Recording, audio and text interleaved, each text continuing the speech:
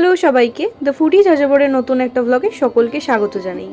আমি আর শীর্ষেন্দু বেরিয়ে পড়েছিলাম লাঞ্চের জন্য শীর্ষেন্দুর বার্থডে উপলক্ষে।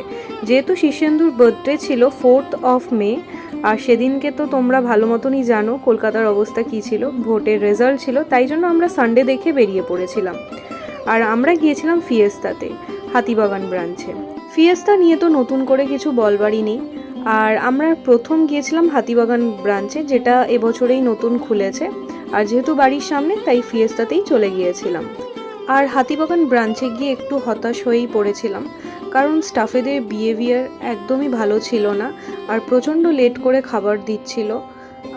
একটু হতাশ হয়ে পড়েছিলাম, কারণ ফিয়েস্তা নিয়ে আমার এরকম কখনোই হয়নি। আমরা নিউ মার্কেটে ফিয়েস্তাতে অনেকবার গেছি, অনেকবার ওখানে আমরা ভ্লগও করেছি, তোমরা সকলেই জানো। তো হাতিবাগান ব্রাঞ্চে আমার এইটুকুনি অভিযোগ ছিল, বাদবাকি খাবার ঠিকঠাকই ছিল, খুব একটা আহামরি লাগেনি হাতিবাগান ব্রাঞ্চের খাবার।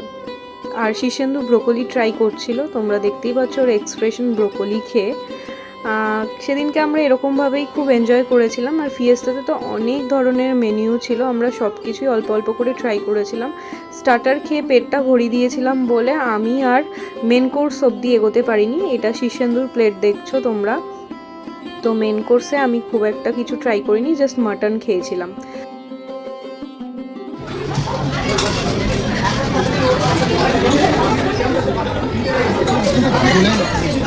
নিয়ে এসছেটাকে হ্যাঁ নিয়ে এসছেটাকে আইসক্রিমটা এখন ধরা পড়ে গেছে।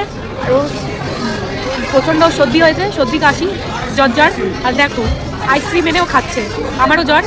আমাকে ঢোকার আগে জ্ঞান দিল, চিল্লে রাস্তাতে ওর একটা স্বভাব হয়েছে, লোকের সামনে জাহির করবে বউকে আমি শাসন করি, আর বউয়ের সামনে এই যে ভিজে বেড়াবো।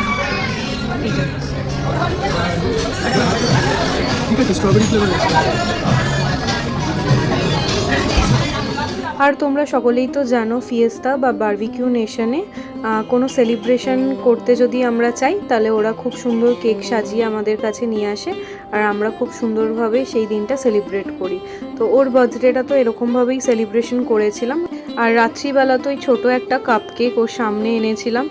ও হয়তো অন্য কিছু আশা করেছিল, কিন্তু আমি ইচ্ছাকৃতই ওর সাথে মজা করব বলে এই ছোট কাপ কেকটাই ওর কাছে এনেছিলাম। আর ও এইটাকে নিয়ে অনেকটাই মজা করছিল। তো সানডেটা তো আমরা এইভাবেই কাটালাম। যেহেতু ও সোমবার দিনকে জন্মদিন পড়েছিল, আর সেদিনকে ভোটের রেজাল্ট, আর ও সেদিনকে খুবই ব্যস্ত ছিল, সেদিনকে একটু ফোটাও বাড়িতে থাকতে পারেনি, নানান কাজে ব্যস্ত ছিল, তোমরা অলরেডি জানো। তাই জন্য ওর বার্থডেটা আমরা মঙ্গলবার দিনকে সেলিব্রেট করেছিলাম।